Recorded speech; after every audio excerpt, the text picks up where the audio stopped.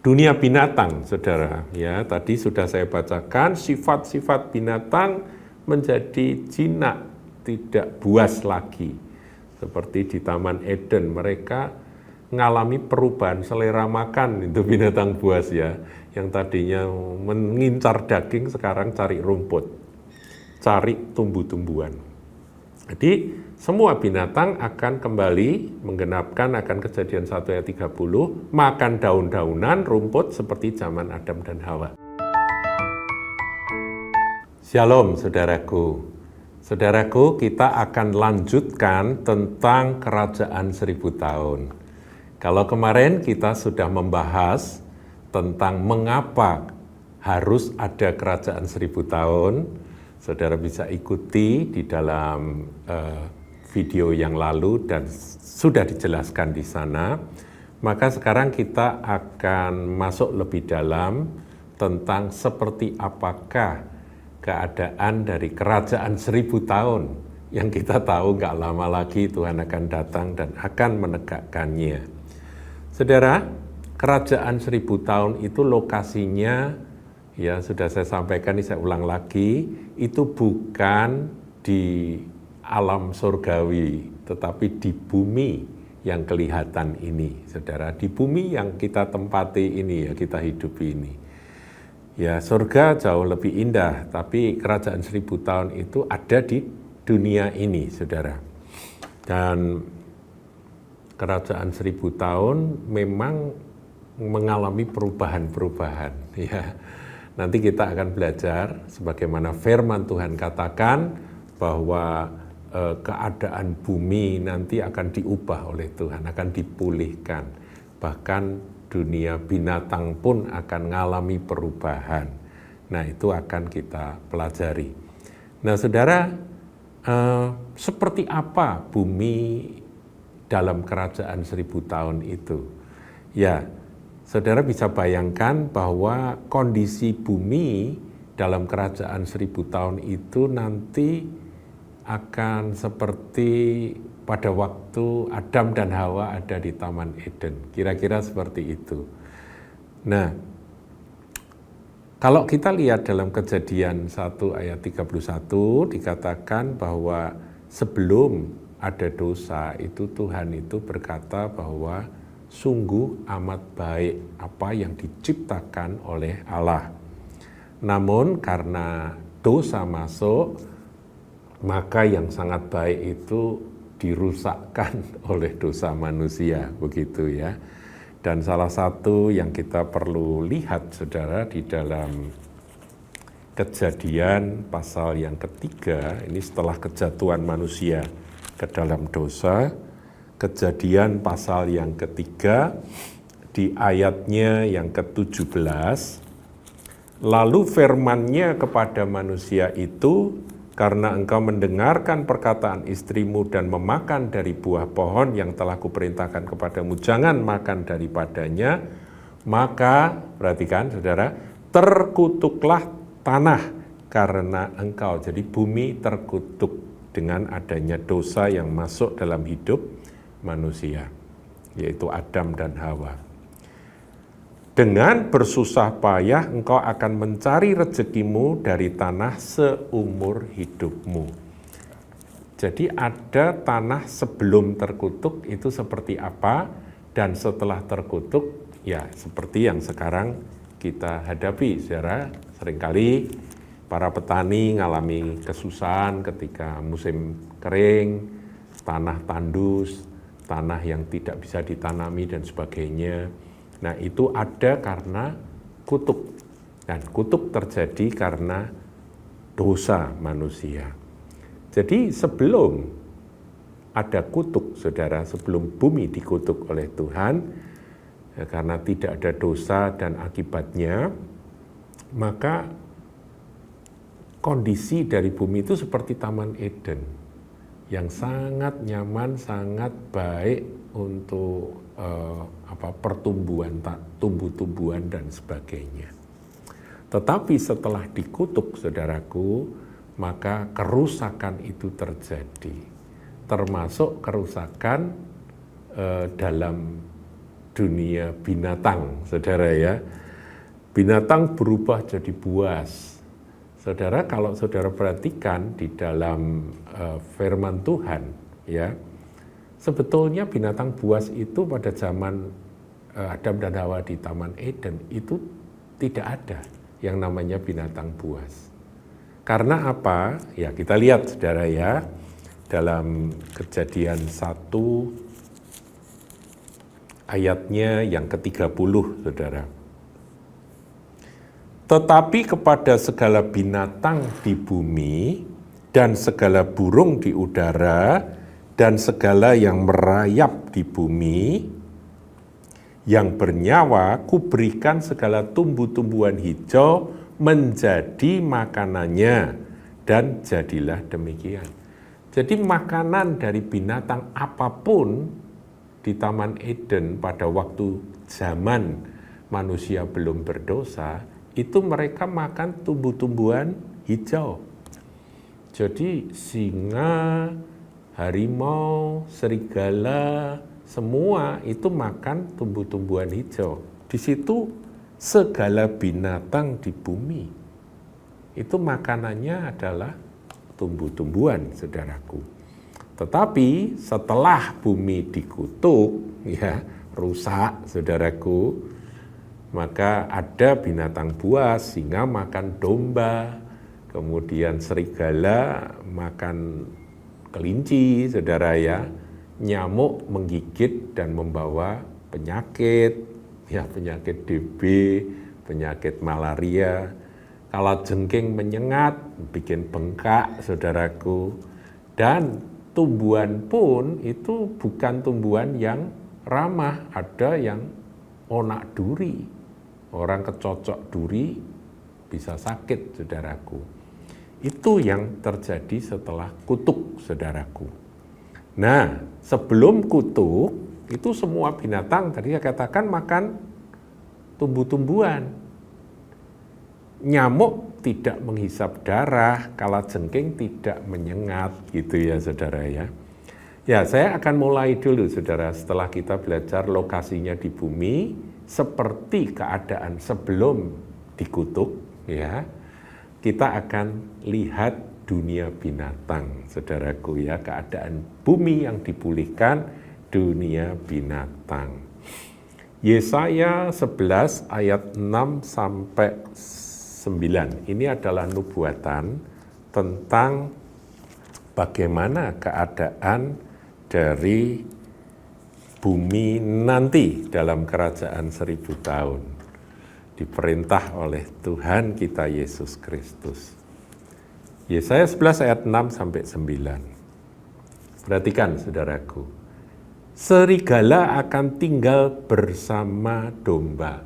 Loh, domba itu kan makanannya serigala, saudara. Tapi ini serigala nggak nafsu lihat domba, saudara, bahkan jadi teman. Dan macan tutul akan berbaring di samping kambing. Ya, macan tutul kalau lihat kambing kan langsung menerkam, saudara, karena itu adalah makanan dia. Tapi nanti di dalam kerajaan 1000 tahun tidak demikian. Anak lembu dan anak singa, sama-sama masih kecil, anak lembu, anak singa, itu akan makan rumput bersama-sama, ini kuncinya. Artinya apa? Singa itu nanti makanannya kembali seperti apa yang ditetapkan oleh Tuhan sebelum kutuk dijatuhkan, sebelum dosa masuk dalam kehidupan manusia di bumi. Jadi di situ dikatakan anak singa itu sama seperti anak lembu akan makan rumput. Nah, saudara bisa bayangkan gigi singa itu kan tajam-tajam begitu ya.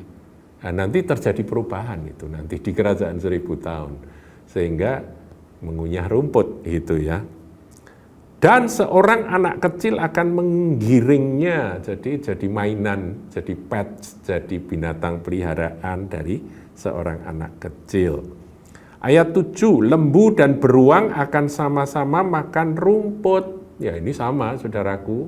Beruang yang mestinya juga binatang kadang-kadang ganas, dia bisa bersama-sama dengan lembu sukanya rumput. Dan anaknya akan sama-sama berbaring. Jadi rukun gitu ya saudara. Sedang singa akan makan jerami seperti lembu. Loh, kesukaan singa kok jadi jerami, kok jadi rumput saudaraku ya. Jadi lihat yang hijau-hijau gitu, singa jadi bernafsu untuk makan. Padahal kalau sekarang ya enggak saudara, singa itu akan bernafsu kalau melihat ada kijang, ada zebra begitu ya, singa itu pasti akan bernafsu, ini daging yang mau dimakan. Tapi sekarang enggak, di sini dikatakan bahwa kerajaan 1000 tahun nanti sudah enggak seperti itu lagi. Kemudian anak yang menyusu akan bermain-main dekat liang ular tedung. Ular tedung yang sangat berbahaya itu dibuat mainan sama anak-anak. Karena apa? Karena sudah tidak berbisa, saudaraku. Dan anak yang cerai susu akan mengulurkan tangannya ke sarang ular beludak. Juga sama, saudara. Masuk sarang ular beludak dan tidak digigit. Ayat 9, ini adalah situasi dari umat manusia pada masa kerajaan 1000 tahun, pemerintahan Yesus Kristus Tuhan dan orang-orang kudusnya. Tidak ada yang akan berbuat jahat atau yang berlaku busuk di seluruh gunungku yang kudus. Sebab seluruh bumi penuh dengan pengenalan akan Tuhan seperti air laut yang menutup dasarnya. Jadi, saudaraku, benar-benar ada pertobatan yang luar biasa dari umat manusia sehingga mereka tidak ada yang berlaku busuk atau jahat karena seluruh bumi penuh dengan pengenalan akan Tuhan seperti air menutup lautan gitu ya, air laut menutup dasarnya. Jadi betul-betul akan ada masa di mana umat manusia tidak jahat lagi. Nah, salah satu rahasianya adalah karena pada zaman atau masa kerajaan 1000 tahun itu, kalau kita baca di dalam Wahyu pasal 20, iblis dirantai, saudaraku. Coba kita lihat ya, saudara, ini kita belajar. Wahyu 20. Kemarin saya katakan bahwa Wahyu 20 ayat 1 sampai ayat 6, ada 6 ayat, itu menceritakan tentang kerajaan 1000 tahun. Nah, kita lihat ya, ayat pertama. Lalu aku melihat seorang malaikat turun dari sorga memegang anak kunci jurang maut dan suatu rantai besar di tangannya ya. Ia menangkap naga, ya naga itu adalah si ular tua itu, yaitu iblis dan Satan, ditangkap dan ia mengikatnya 1000 tahun lamanya. Jadi selama 1000 tahun iblisnya dirantai, nggak bisa aktif membujuk manusia untuk berbuat jahat, itu nggak bisa lagi. Jadi manusia betul-betul tidak diganggu oleh setan. 3, lalu melemparkannya ke dalam jurang maut, Abusos, saudaraku ya, yaitu jurang yang tak berdasar. Dan menutup jurang maut itu dan memeteraikannya di atasnya, jadi disegel di atasnya, nggak bisa keluar. Supaya ia jangan lagi menyesatkan bangsa-bangsa. Ini di sini dikatakan bahwa yang menyesatkan bangsa-bangsa sampai terjadi kejahatan, perang dan sebagainya itu adalah iblis. Sebelum berakhir masa 1000 tahun itu, kemudian daripada itu ia akan dilepaskan untuk sedikit waktu lamanya. Itu nanti saya akan ceritakan bahwa akan ada masa di mana iblis akan dilepas setelah akhir dari kerajaan 1000 tahun. Dunia binatang, saudara, ya tadi sudah saya bacakan sifat-sifat binatang menjadi jinak, tidak buas lagi. Seperti di Taman Eden, mereka mengalami perubahan selera makan, itu binatang buas ya, yang tadinya mengincar daging sekarang cari rumput, cari tumbuh-tumbuhan. Jadi semua binatang akan kembali menggenapkan akan Kejadian 1 ayat 30, makan daun-daunan, rumput seperti zaman Adam dan Hawa. Ya, tadi sudah saya bacakan Kejadian 1 ayat yang ke-30. Terus bagaimana dengan kuman-kuman yang menyebabkan sakit penyakit, virus yang bikin influenza, virus COVID, saudaraku ya, yang bikin sakit, amuba yang bikin disentri, kemudian streptococcus itu yang menyebabkan infeksi.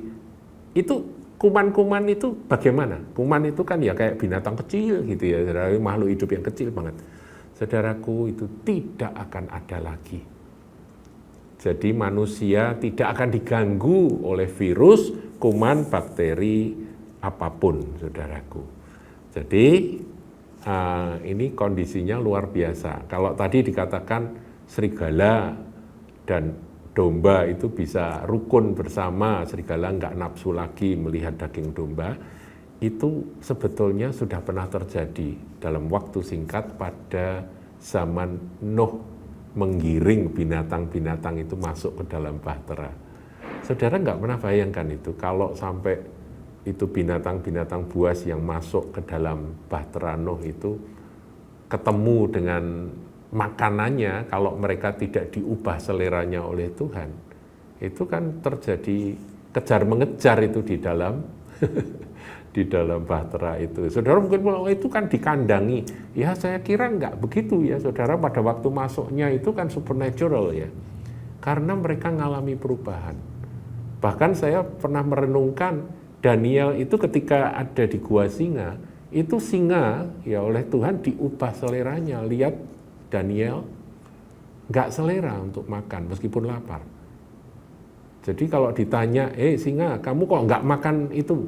Daniel kok enggak kamu keremus itu ya, dagingnya, tulangnya.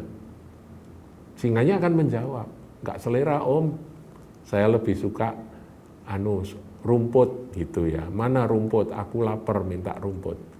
Nah sampai Danielnya keluar dari gua singa, berubah kembali lagi dengan sifat semula, yaitu pengen makan daging, saudaraku. Jadi sebetulnya Tuhan sanggup mengubah.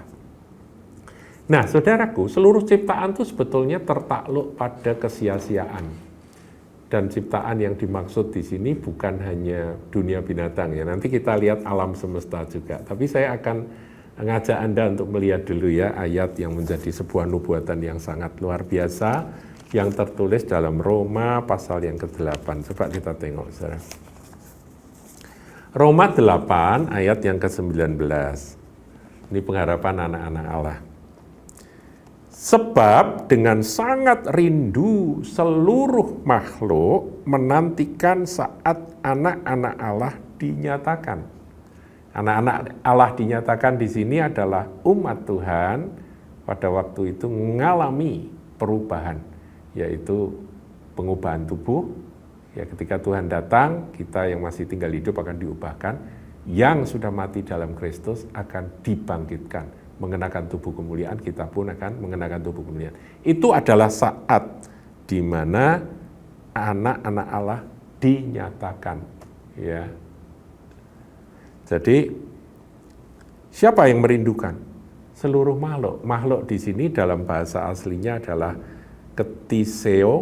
ketiseos atau ketisis, itu ciptaan, saudara. Jadi semua ciptaan termasuk binatang-binatang, termasuk pohon-pohon, tanaman, semua alam semesta ini semuanya itu menantikan saat anak-anak Allah itu dinyatakan. Kapan waktu perubahan di mana kami semua ini boleh kembali seperti pada zaman Taman Eden gitu ya. Jadi kalau saudara digigit nyamuk itu sebetulnya sambil gigit itu dia menjerit loh. Kapan anak-anak Allah dinyatakan supaya aku nggak perlu ganas menggigit manusia, ngisap darah gitu ya. Demikian anjing yang galak dan sebagainya itu nanti akan berubah sifat semua, saudaraku. Ya, saudara, itu dunia binatang. Karena adanya kutuk berubah seperti yang sekarang kita kenal. Nah, kita lihat sekarang dunia tumbuh-tumbuhan, ya, alam, saudaraku ya. Nah, tanah akan dipulihkan menjadi subur. Jadi kalau tanah gersang yang sekarang dibudidaya, diusahakan untuk jadi subur dan memang teknologi bisa membantu, tapi nanti nggak usah pakai teknologi, Tuhan akan mengubahnya menjadi tanah yang subur. Onak duri tidak akan ada lagi, akan berubah menjadi tanaman yang bermanfaat dan indah. Coba kita lihat Yesaya 55 ayat yang ke-13. Yesaya ini lama loh saudaraku ya, ini 700 tahun before Christ. Yang sudah menuliskan akan nubuatan ini. Sebagai ganti semak duri akan tumbuh pohon sanobar. Dan sebagai ganti kecubung akan tumbuh pohon murad. Semua pohon-pohon yang bermanfaat itu akan menggantikan. Dan itu akan terjadi sebagai kemasyuran bagi Tuhan, sebagai tanda abadi yang tidak akan lenyap. Itu dalam kerajaan 1000 tahun, saudaraku, penggenapannya. Duri-duri beracun tidak akan ada lagi. Ini saya catat semua. Pohon-pohon berbuah sangat lebat. Ya. Sekarang ini ada budidaya, usaha-usaha dari ahli-ahli pertanian yang bisa menghasilkan buah yang lebat. Ya, di Israel itu mereka bisa menanam kurma yang hasilnya sangat manis dan sangat lebat. Itu adalah hasil teknologi. Ya. Tetapi nanti Tuhan akan bikin itu lebih dahsyat dari apa yang saudara kagumi sekarang. Ya, buah-buahan menjadi berlimpah sehingga tidak mungkin ada orang kelaparan lagi, semua akan kenyang. Ya, semua tanaman berjenis unggul. Kalau sekarang orang mengatakan ini jenis unggul, ini jenis unggul. Nanti yang ciptaan baru dari Tuhan pada masa kerajaan 1000 tahun jauh lebih unggul dari rekayasa genetika yang biotek sekarang ini, saudaraku. Nah, bunga-bunga juga sangat indah dan awet, saudaraku ya. Itu kita bisa membayangkan. Karena semua yang tersia-sia atau binasa sekarang ini akan diubah. Belum sampai kekal, tetapi berubah menjadi seperti Taman Eden. Sangat indah. Sumber energi melimpah ruah, saudaraku, hukum-hukum alam akan disesuaikan, di mana panas matahari tidak akan menyakitkan kita. Jadi, iklim atau cuaca itu akan sangat ideal. Jadi nggak ada musim hujan kemudian banjir gitu ya, musim kering kemudian kepanasan dan kekurangan air, itu nggak ada, saudaraku. Dan umur manusia jadi sangat panjang. Nanti saya akan jelaskan, saudara, tentunya bukan dalam sesi ini, sesi berikut, saya akan jelaskan tentang siapa yang manusia-manusia yang menghuni kerajaan 1000 tahun itu. Polusi bagaimana akan diatasi. Karena apa? Yang memerintah adalah Tuhan yang sangat berkuasa dan sangat berhikmat. Yang jadi raja adalah Tuhan Yesus ya. Dia duduk di tahta Daud dan orang-orang kudusnya memerintah bersama dengan dia.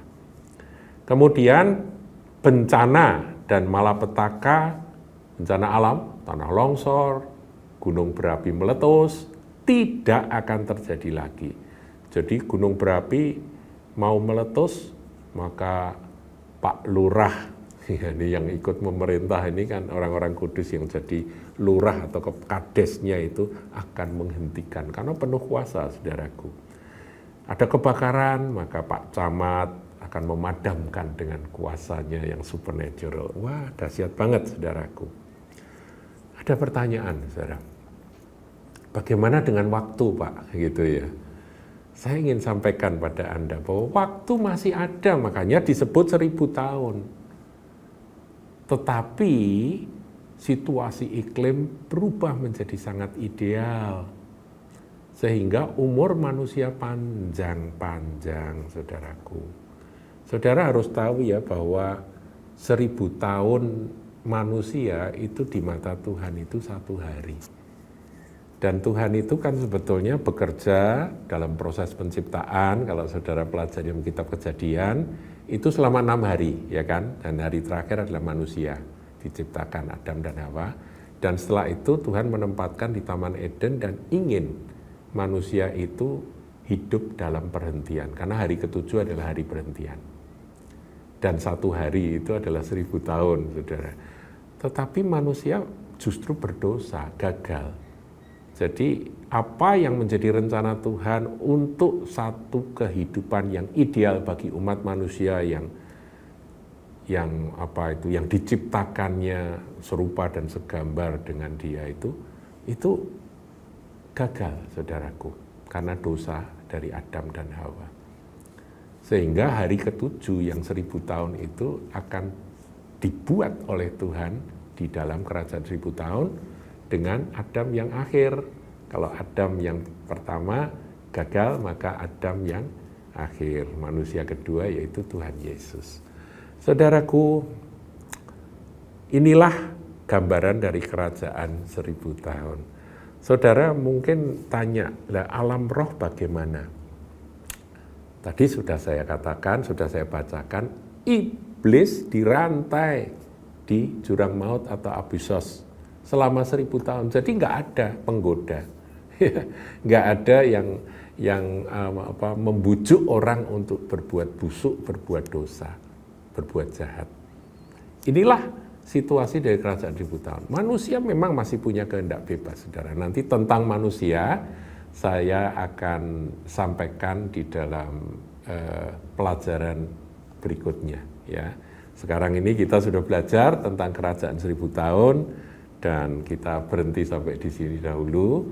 Saudara ikuti, saudara renungkan, dan kita bersyukur bahwa kita punya Tuhan Yesus Kristus, Sang Juru Selamat yang akan datang sebagai Raja, duduk di tahta Daud, dan Dia akan memerintah seluruh bumi ini bersama-sama dengan saudara dan saya yang menjadi milik kepunyaannya, yang pada hari kedatangannya nanti kita akan diubahkan kalau masih hidup, yang mati akan dibangkitkan, dan kita akan bersama-sama dengan Dia memerintah di kerajaan 1000 tahun.